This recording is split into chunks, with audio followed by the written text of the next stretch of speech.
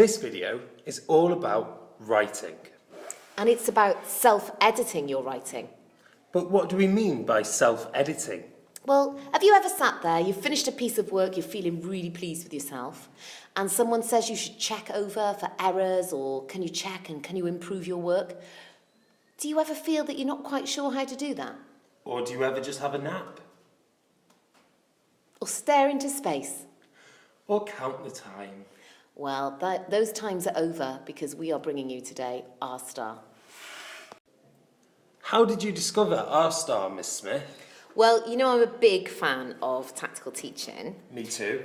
Well, they brought out tactical teaching writing, and this is from one of my favourites from the writing books. I think we should just have a look at one of my classroom displays. Wow, that looks good. Looking very good.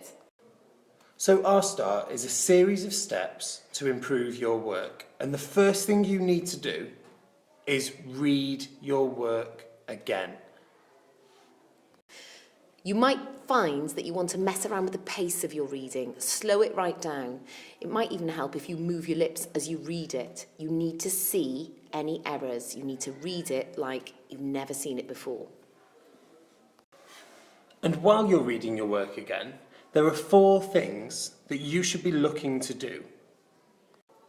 Number 1, substitute overused words. You might have repeated a word. You might have a very simple word and you need to make it more sophisticated, but you need to look out for words that you can change. Number 2, take things out. You might have included something that doesn't look right or doesn't sound right or doesn't fit with the flow of your writing. It might be irrelevant or unnecessary, and your work is better without it.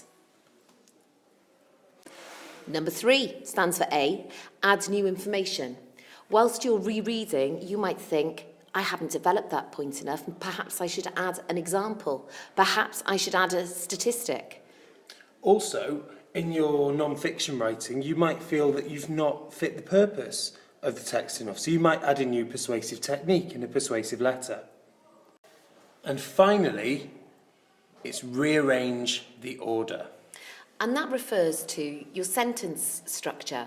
You might want to recraft your sentence so that you have a range and a variety of different sentences.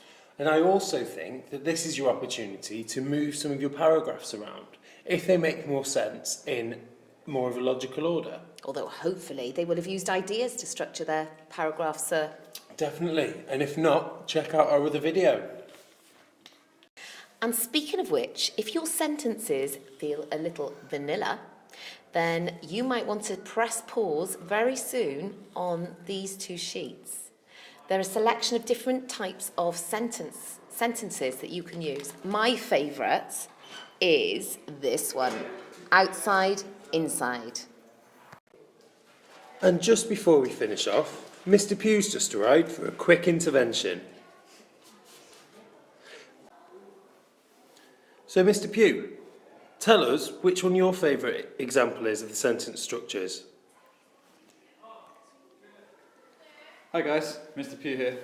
My favourite is the 3-bird dash question. And mine is the double LY endings.